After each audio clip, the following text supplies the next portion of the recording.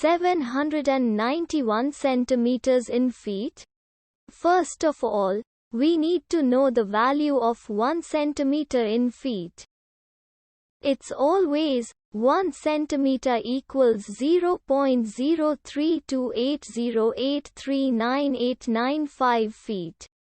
Now we have to multiply 0.03280839895 by 791.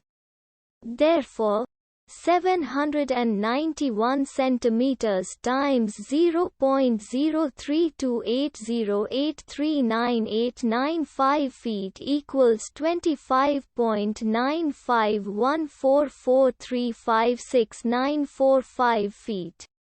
So, in other words, 791 centimeters equals 25.95144356945 feet. We hope you have enjoyed this video. Please like and subscribe to our channel for more videos like this.